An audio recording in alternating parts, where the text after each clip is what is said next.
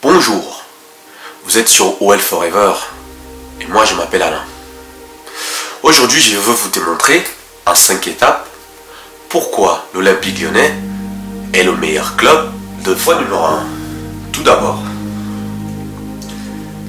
l'identité du club. On a de la chance d'avoir un club avec une identité forte. Une identité très forte qui fait qu'aujourd'hui, quand tu dis que tu es lyonnais, quand tu dis à ton entourage, aux gens, je suis supporter de l'Olympique Lyonnais, tout de suite ça crée, on va dire, un petit malaise. Et ça je ne comprends pas. Pourquoi? Parce qu'on est identifié comme club un peu sectaire, club avec beaucoup de joueurs issus de la région, club avec une mentalité un peu différente, on va dire. Moi aujourd'hui, au lieu d'en avoir honte, au lieu de ne pas l'assumer, moi ce que j'aimerais bien, c'est de vous expliquer que c'est une force et c'est une chance. Parce qu'aujourd'hui, les clubs, en France notamment, ils n'ont pratiquement pas d'identité. Nous, on a la chance d'avoir cette identité forte. On se doit de l'assumer. On se doit de la porter haut et fort. Moi, je travaille pas à l'Olympique Lyonnais. Je suis un supporter comme tout le monde, comme les autres. Pourquoi aujourd'hui je suis obligé de venir dire ça aujourd'hui?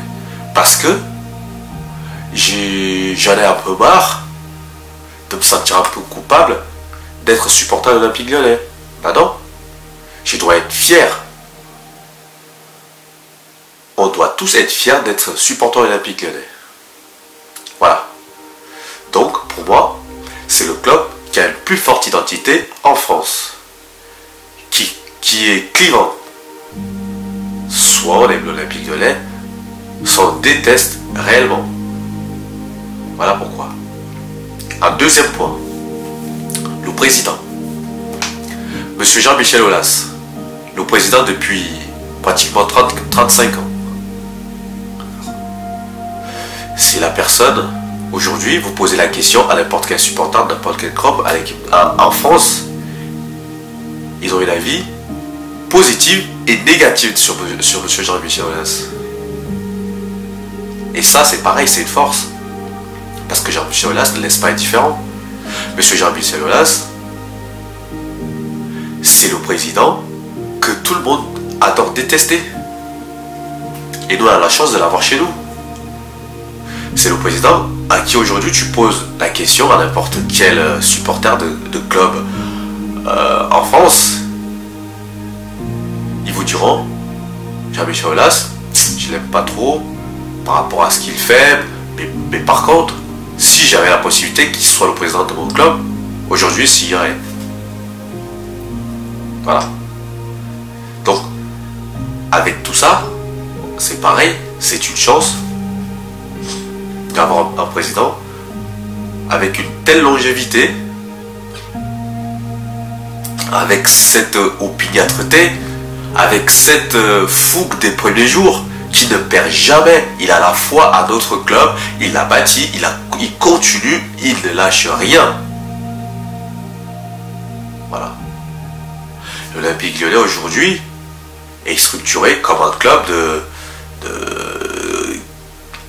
un très très grand club européen, alors que de premier abord, l'Olympique Lyonnais c'était un club de Ligue 2.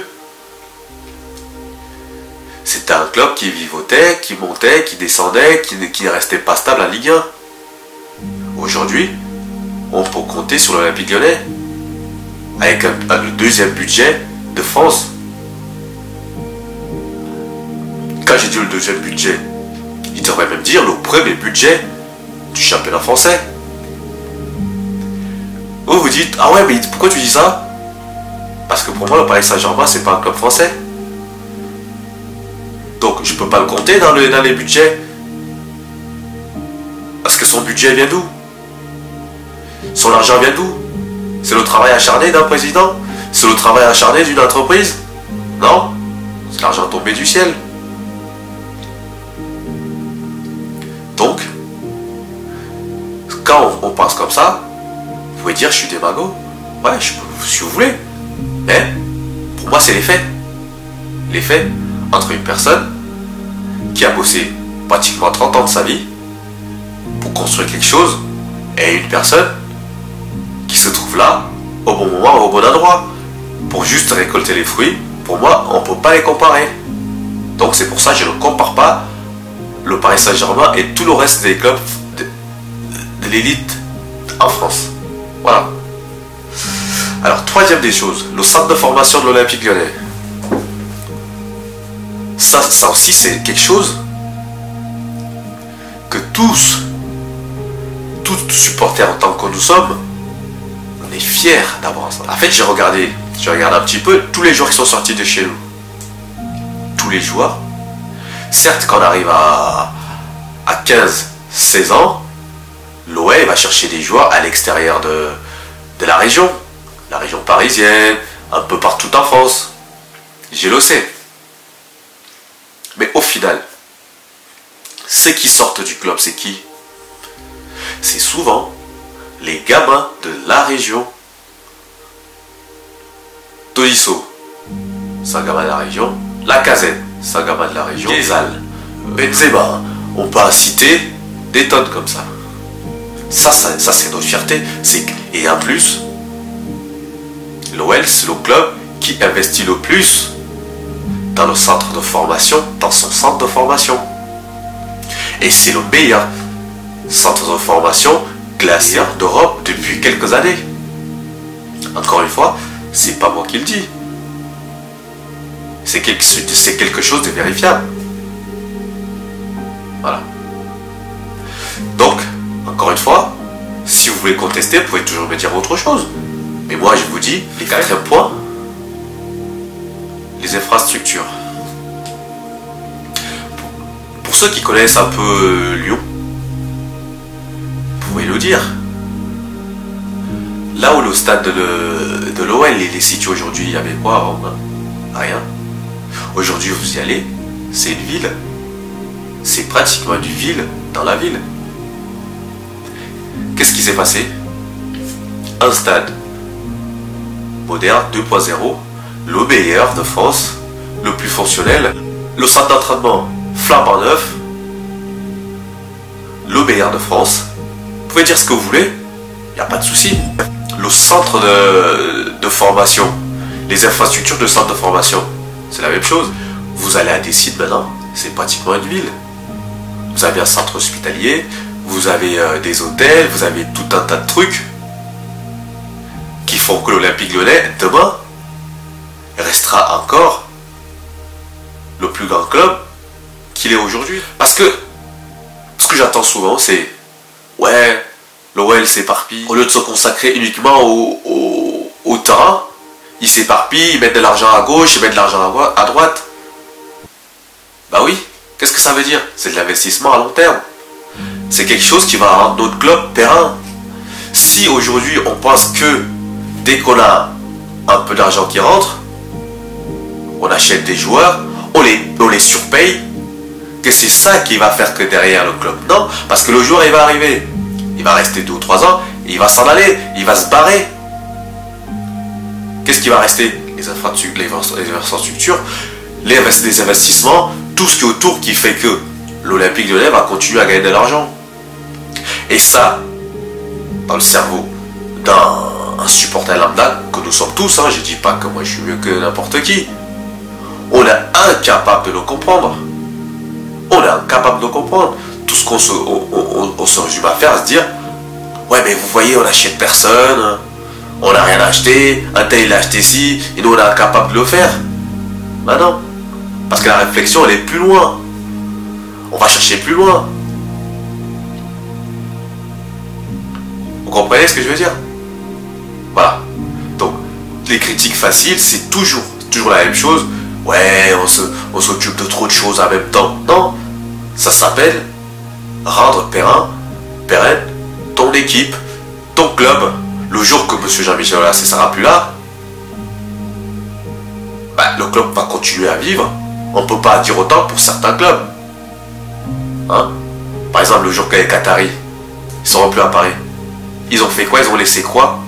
Pour l'instant, ils n'ont rien construit. Ils ont rien fait du tout pour l'instant. Peut-être qu'ils le feront, mais moi je juge aujourd'hui. Ça fait 10 ans qu'ils sont là, ils ont fait quoi? Bah, rien. Ils ont acheté des stars, c'est très bien. Mais le jour qu'ils partent, le jour qu'ils décident que maintenant, ça suffit, le Paris Saint-Germain, ils lui resteront quoi? Le stade? Non, c'est toujours le même. Le centre d'entraînement? Non, c'est toujours le même. Rien. Voilà. Et le dernier point, bon, c'est un point que, voilà, il n'y a même pas de discussion possible. L'équipe féminine. C'est la meilleure équipe féminine d'Europe, même du monde pratiquement. Et là encore, vous allez me dire, mais toi, mais t'es bizarre toi. Mais qu'est-ce qu'on s'en fout du foot féminin? Oui, vous en foutez peut-être. Moi aussi d'ailleurs. Mais il ne faut pas l'enlever que le seul club en France qui l'a fait de façon honnête et sérieuse sans qu'on ait besoin de lui obliger, ça s'appelle l'Olympique Lyonnais. On peut aussi dire, ouais, on s'en fout, hein, nous on parle pas du foot féminin ici, non, moi non plus. Mais ce que je vais vous dire, c'est que ça fait partie de la grandeur d'un club. Aujourd'hui, l'Olympique Lyonnais est 5 fois ou 6 fois champion d'Europe d'affilée. Chez les filles, c'est exceptionnel. C'est exceptionnel. C'est le premier budget alloué à l'équipe féminine. C'est quelque chose d'exceptionnel.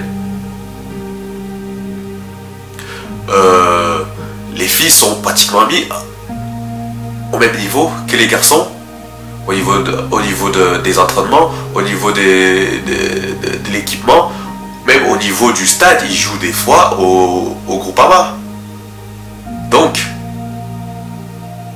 encore une fois, l'OL est encore en premier. Voilà. Voilà les 5 points que je vais vous expliquer. Là, je voulais m'arrêter à 5 parce que je sais qu'il y a... Je peux en citer encore d'autres, mais là, je m'arrête juste à 5. Les 5 les plus importants pour vous montrer que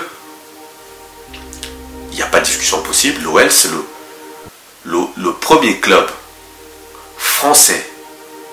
Et ça dure, allez, depuis une vingtaine d'années. Vous allez me dire peut-être, ok, c'est bien beau ce que tu dis, mais pourquoi tu veux nous dire tout ça? T'as pas besoin de rappeler ça si tu le sais. Oui. Pourquoi je suis obligé aujourd'hui, je vais le dire ça aujourd'hui? Parce que je suis un peu fatigué de voir le traitement de l'OL au sein des médias sportifs en France. Je vais vous prendre quelques exemples qui vont vous parler. Des exemples, c'est... Voilà, c'est des choses qui parlent et qui n'ont pas besoin de non-discours. Cette année, on a joué la Ligue des Champions. On était qualifiés, Paris, Lille. Premier tour de Ligue des Champions. Certes, on a fait un mauvais premier tour, c'est sûr, mais Lille, ils sont sortis, ils n'ont pas gagné un match. Les mecs, ils n'ont pas gagné un match. On a entendu quoi? Ils se sont fait démonter? Non. Nous, certes, on a très mal joué, mais on s'est qualifié à l'arrache, certes. Mais qu'est-ce qu'on a dit? Mais c'est un miracle. Mais c'est ceci. L'Olympique Lyonnais ne mérite pas d'être un huitième de finale. Qu'est-ce qu'on n'a pas dit? Et Lille, les mecs, ils vont aller à Ligue des Champions. Les mecs qui sortent sans gagner un match. J'ai pas entendu tous ces critiques qui sont tombées sur l'OL. Je les ai pas entendus sur Lille. Deuxième de huitième de finale. Tirage au sort. L'OL tombe contre la Juve. Pareil contre Dortmund. Il se trouvait que Paris jouait avant Lyon son huitième de finale. RMC, la radio que j'écoute tout le temps. parce que j'aime bien écouter, je suis un passionné de foot, j'écoute un peu ce qui se dit sur le foot. 3 semaines avant le match aller, qu'est-ce qui se passe sur RMC? Événement. On va faire le décompte jusqu'au jour du match. Pendant 3 semaines, tous les jours, on va donner des informations. Sur le Paris Saint-Germain, sur Dortmund, tout ce qui a en relation avec ce match. Ok, pas de souci. Sauf que l'OL y jouait une semaine plus tard. Pendant 3 semaines, tous les jours, on avait Neymar, il a fait ci, Mbappé a fait ça, un tel il a fait ci, Icardi, on savait tout ce qu'il faisait. Pareil, pendant 3 semaines. Ok, la semaine d'après, c'est Lyon qui devait aussi être mis à l'honneur. Est-ce que vous avez vu le traitement qu'il y a eu? C'était Hazard qui vient, qui dit une connerie, tout le monde rigole, c'était tourné à la dérision. De toute façon, Lyon, ils vont jamais rien faire. Ils vont se prendre à l'aller et au retour, ils vont se prendre des valises. On est d'accord. Résultat des courses, on sait ce qui s'est passé. Le Final 8. Avant le Final 8, il nous reste un match contre la Juve à jouer pour aller au Final 8. D'accord? Et là, pareil, moi j'ai toujours dans les médias, j'écoute RMC, l'équipe TV, tout ça. L'OL, ils ont aucune chance de passer contre la Juve. On s'est fait dominer à l'aller, sauf que à l'aller, on a gagné notre match. Hein. Chez nous, on a gagné sur le terrain avec des supporters dans des conditions normales. On a gagné notre match. Ouais, mais la Juve, on attendait que c'est la Juve qui était nulle. C'est la Juve qui a trop raté. C'est la Juve qui a mal joué. Et c'est un tel de la Juve qui était nul. Mais nous, Lyon, c'était juste du bout des lèvres. Ça va, ils ont profité de là 30 minutes. Au début, c'était la première mi-temps. Après, ça a passé 30 minutes. Après, c'est passé... Genre, on a eu juste nos 4 dans le match. Alors, je me rappelle, on a fait une super première mi-temps. Bon, bref. On donne pas cher de notre peau. Ils vont se faire marcher dessus. Il se passe quoi? On va à la Juve. On perd du 1. Le lendemain, ou même le soir même, sur RMC, j'écoute l'after, je l'écoute tout le temps. Qu'est-ce qu'on dit? Daniel Riolo, qui arrive. Premier, quand on dit qu'est-ce que tu as pensé du match? Monsieur, qu'est-ce qu'il a souligné en premier? Lyon, ils ont perdu le match. Il a dit, n'oubliez pas que Lyon a perdu son match. Ils sont qualifiés. Mais certes, ils se sont fait bouffer, ils ont perdu leur match. Alors là, dans ma tête, je me dis, ok, on a perdu le match. Mais est-ce que c'est la première chose que tu viens dire quand ton équipe, que t'as pas mis un centime dessus en disant qu'ils ont perdu leur match, mais ils se qualifient grâce à la chance? Il a bien vu le match. La Juve, ils jouent chez eux, ils jouent leur vie. La Juve, c'est 2 fois plus fort que nous. Sur le papier. On a tenu notre match. Certes, on a perdu, mais est-ce que c'est quelque chose à souligner? Ce que je voudrais lui dire à Monsieur Riolo, c'est que son Paris Saint-Germain, parce que lui, il s'en cache pas, c'est un supporter du Paris Saint-Germain. Et c'est même un défenseur acharné du Paris Saint-Germain. D'accord? Son Paris Saint-Germain qui est un quart de finale, un Final 8 comme nous, pareil, je lui ferai observer que son Paris Saint-Germain a perdu son match, aller à Dortmund aussi 2-1. Avant de venir gagner le match de retour ici chez lui. Donc, c'est bien le principe des matchs aller-retour. C'est ce que j'ai pas compris. Le fait de venir souligner. On est tous contents, mais n'oubliez pas, l'Olympique Lyonnais a perdu son match. Mais oui, monsieur, c'est la Coupe d'Europe, c'est un match aller-retour. Tu gères les 2 matchs. Le Paris Saint-Germain a fait exactement la même chose, ils ont perdu 2-1 à l'aller à Dortmund.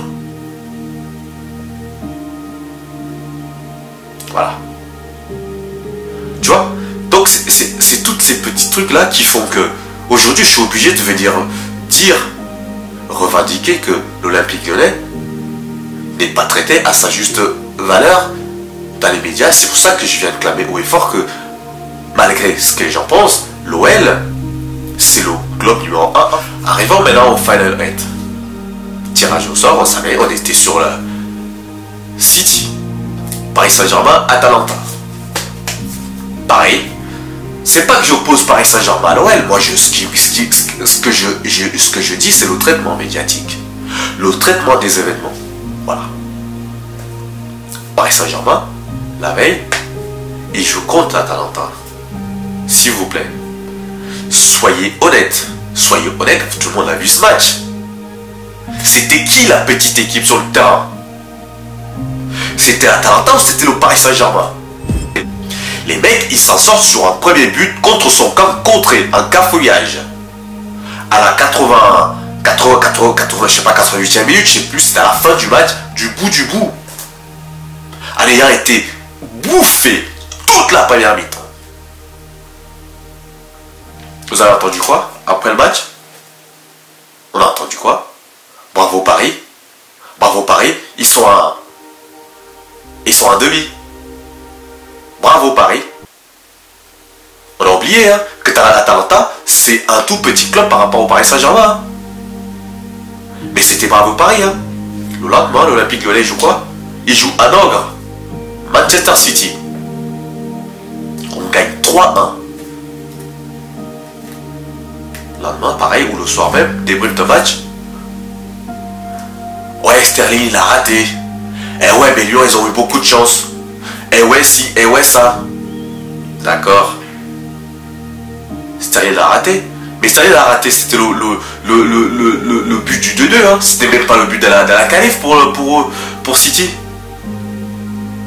Donc, à chaque fois que nous, on fait des choses, c'est Guardiola qui a fait de mauvaises tactiques. C'est Sterling qui a raté.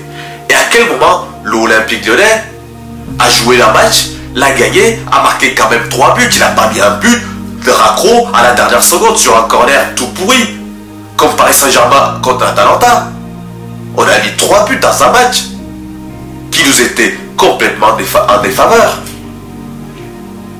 Voilà le traitement qui s'est passé le lendemain. L'OL, beaucoup de chance. Guardiola a complètement raté son match.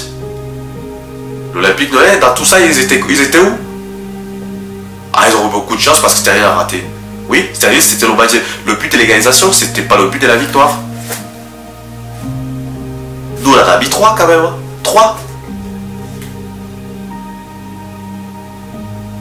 Donc, vous voyez, le 2 poids 2 mesures. C'est-à-dire qu'on va encenser un à outrance et l'autre, on va systématiquement diminuer sa performance. Demi-finale, la même chose. Certes, bon, on a été éliminé. On a été éliminé parce que, voilà, déjà le Bayern c'est plus fort. Mais dans nos matchs, première mi-temps, même tout le match, est-ce qu'on s'est comporté comme une petite équipe, comme une équipe qui... Non, on a joué notre match. On a eu 3 occasions nettes, même 4 occasions nettes. Contre le même adversaire. Paris Saint-Germain, ils ont eu combien? À chaque fois, ils nous ressassent l'action de Mbappé. 1. Ils nous en ressassent 1. Moi, je vous insiste qu'on a eu, nous. Au bout de la deuxième minute, on a déjà Memphis qui se retrouve face à face au gardien. On a Toko Ekambi, 2 secondes après, qui tire sur un poteau. On a Maxwell Cornet qui déborde sur le côté et qui oublie de donner un ballon sur un joueur qui est tout seul devant la cage. Deuxième mi-temps à 2-0. On revient, Toko Ekambi tout seul devant la cage. Pareil, il rate. Est-ce qu'on a entendu tout ce foin? On avait l'impression que les Français étaient soulagés que l'Olympique Lyonnais se fasse éliminer. Enfin, ils sont éliminés. Maintenant, on va parler que de Paris. Mais on a vu le match de Paris contre en finale. On l'a vu ou pas? Est-ce qu'on a vu le match? Oui. Paris, tout ce qu'ils nous ont critiqué en disant nous on a joué derrière, on a joué contre. Ils ont fait pire. Ils ont fait pire. Ils sont restés dans leurs 30 mètres. Ils ont jeté les ballons pour Mbappé et pour Neymar. Démerdez-vous. Et ça, c'est un comportement. Je n'ai pas entendu ça. Je n'ai pas beaucoup entendu. Voilà. Donc, mon but, c'est pas de dire de fracasser Paris Saint-Germain. Le but, c'est de dire que les médias il faudrait peut-être équilibrer vos analyses. Il faudrait peut-être juger les matchs, chaque match à sa juste valeur. Le parcours de l'Olympique Lyonnais, c'est un parcours très compliqué. Le parcours du Paris Saint-Germain, je suis désolé. Je suis désolé. Leipzig, qui était dans notre groupe, ils nous ont pas battus une fois au match aller-retour. On les a battus chez eux, on a fait match nul chez nous. Ils les ont battus en demi-finale. Bravo. Mais il n'y a pas de quoi sauter au plafond. Mais aujourd'hui, on n'entend plus parler de l'Olympique Lyonnais. C'était pareil. Ils n'ont fait rien. Ils n'ont rien fait du tout. Donc voilà. Bon ben, là je ne vais pas être très long, donc ça fait déjà un moment que je suis là. Le dernier point que je vais aborder, c'est le sujet de nos supporters.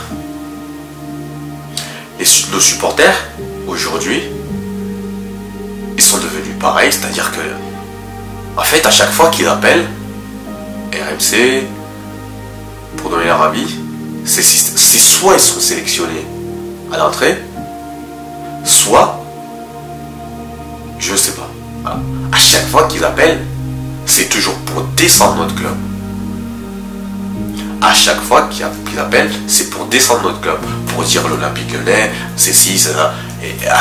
J'ai l'impression que tout Lyon, tous les supporters lyonnais, parce que notre club c'est le pire de tous les clubs. C'est pas possible. Ce n'est pas possible. C'est pas possible. Et même quand je vois même les youtubeurs qui disent qu'ils sont supporters lyonnais, ça tu peux leur enlever, chacun est supporter comme il veut. On est d'accord. Il y en a qui le disent de façon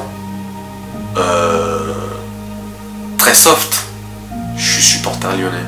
Mais il faut pas trop le dire fort, on sait pas. On sait jamais si les mecs qui t'entendent, ils peuvent des fois se désabonner.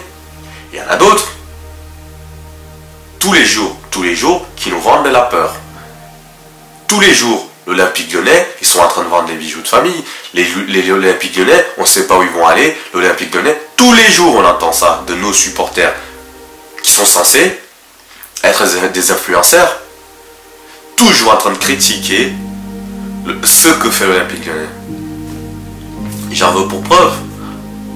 Ça fait quelques mois, même quelques années, qu'on pleure tous, tous supporters, autant que nous sommes. Des joueurs dans l'effectif qui ne nous servaient pas à grand chose. Pire même, qui étaient là pour plomber notre masse salariale. Aujourd'hui, que Juninho a décidé de tout nettoyer. Il l'a dit. Après le Final 8, il l'a dit.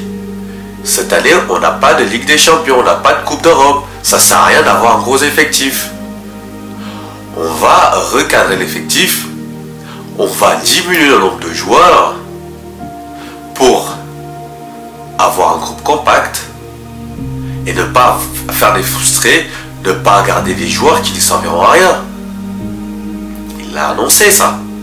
Vous n'allez pas dire aujourd'hui qu'il ne l'a pas dit, il l'a dit.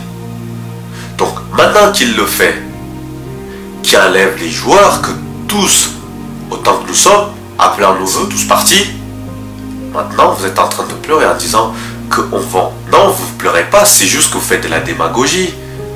Vous faites du sensationnel. Alors que vous savez très bien que c'est de la vérité, c'est ce qu'il faut faire, c'est ce que vous vouliez qu'il fasse. Et c'est ce qu'il est en train de faire, et c'est ce qu'il a expliqué qu'il allait faire, et il est en train de le faire. Voilà.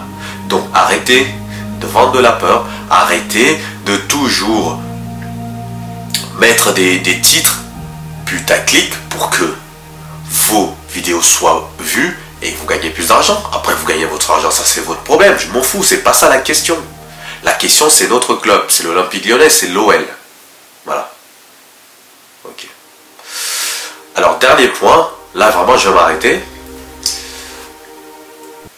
On va observer un peu le paysage des médias de sport, notamment du football en France. Moi, je prends toujours les mêmes, c'est-à-dire RMC, l'équipe TV. Voilà.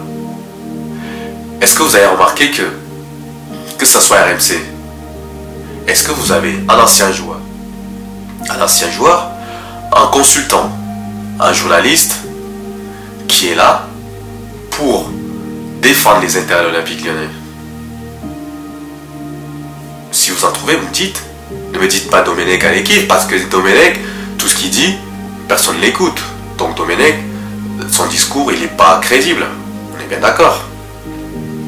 C'est-à-dire que quelqu'un qui compte dans les médias du sport, du foot, en France, qui est ouvertement pro-lyonnais. Dites-le moi. Moi, j'en vois pas. Je vais vous donner un exemple. Sidney Govou. Chez nous, formé chez nous, beaucoup de matchs chez nous, gagné beaucoup de titres avec nous. On est d'accord. Aujourd'hui, il est où? Sur Canal+. Sidney Govou, c'est un joueur, c'est un mec systématiquement. Quand il doit intervenir sur l'Olympique Lyonnais, c'est systématiquement pour cracher ou pour dénigrer. J'en veux pour preuve, il n'y a pas si longtemps que ça, il dit quoi? Rennes est passé devant l'OL. S'il te plaît, sérieux? Rennes, ils ont fait quoi pour passer devant l'OL? Parce qu'ils sont qualifiés en Ligue des Champions avant la fin du championnat. Ils étaient à l'Europa League l'année dernière, ils ont fait quoi en fait? Rappelez-moi ce qu'ils ont fait Rennes l'année dernière en Europa League. C'est pas pour être méchant avec Rennes. C'est un mec comme Sidney Govou que à chaque fois, qui doit parler de l'Olympique Lyonnais, c'est systématiquement en mal ou en dégradant. Je me rappelle, pareil, en début d'été, le mec il fait style, moi je connais, j'ai des infos, j'ai des relations, t'as rien du tout mec. Il nous a dit quoi? D'après mes infos, Cacré il va être prêté. Cacré il allait pas rester, il allait être prêté. Ah bon? Ah, il est vachement prêté, Cacré aujourd'hui. Sidney. Je sais pas. Je sais pas, peut-être qu'il est jaloux de ses anciens coéquipiers qui sont au club, qui réussissent, qui ont des places importantes. Je ne sais pas. Est-ce qu'on lui a proposé quelque chose? Il faudrait peut-être qu'on lui propose quelque chose. Parce que là, c'est pas possible. Le mec, il a cette rancœur qu'on sait pas d'où ça vient. Hein, Sidney? On sait pas. Donc, voilà, c'était ma dernière remarque. Quand tu vois que sur la RMC, un mec comme Riolo, bah, c'est PSG à 100%. Et les Roden, les ci, les ça, il n'y en a pas. On a même la fille qui est à l'OL, qui est sur RMC maintenant, qui pour elle a joué à l'OL. Hein. Pour elle, un premier, c'est Montpellier, un deuxième, c'est Paris Saint-Germain, et éventuellement l'OL. Vous voyez quelle tristesse? Vous voyez pourquoi? Pourquoi je me sens obligé d'essayer de remettre des choses au clair, de remettre l'église au milieu du village. Voilà. Donc si vous connaissez des journalistes, des influenceurs, des anciens joueurs qui ont une voix qui compte dans le foot français, dans les médias du foot français, qui sont ouvertement pour l'OL, qui sont à chaque fois systématiquement en train de défendre les intérêts de l'OL, dès qu'ils sont attaqués, dites-les moi, je sais pas. Voilà. Il y a encore 2 ou 3 jours sur l'équipe, le match Paris Saint-Germain contre Lens. J'écoutais l'équipe TV, Didier Roustan, pourtant vous connaissez tous Didier Roustan. Il n'a pas arrêté à chaque fois qu'il y en a un qui disait que Paris Saint-Germain, et c'est pas normal qu'il perd. À chaque fois, il leur trouvait des circonstances atténuantes. Vous pouvez réécouter, regarder encore cette émission. L'après-match, Lens PSG. Didier Rostand, c'était l'avocat, c'était Nasser Al-Khelaifi. Il y avait toujours quelque chose qui a fait que c'est à cause de ça que le Paris Saint-Germain n'a pas gagné. C'est à cause de la Ligue, c'est à cause de ci, c'est à cause de ça, mais c'était jamais à cause du Paris Saint-Germain. Mais dites-moi un seul de ces consultants, de ces journalistes qui font la même chose pour l'OL. Ah non. Dès qu'ils peuvent tomber très durement sur l'OL, ils se gênent absolument pas. Voilà. Voilà. Donc voilà. Voilà pourquoi je suis venu essayer de rétablir quelques vérités. Après, ce sont que mes vérités. Peut-être que je suis dans l'erreur, peut-être que je suis parano, peut-être que je vois le mal partout. Mais moi, c'est ce que j'ai constaté. Si vous n'avez pas constaté, bah tant mieux pour vous. Mais moi, c'est ma vision. Voilà. Bon, bah je vais m'arrêter là. Merci de m'avoir écouté. J'essaye que la vidéo était très longue. Et puis, bah j'espère faire d'autres dans pas très longtemps. Bonne soirée, bonne nuit, et puis vive OL Forever.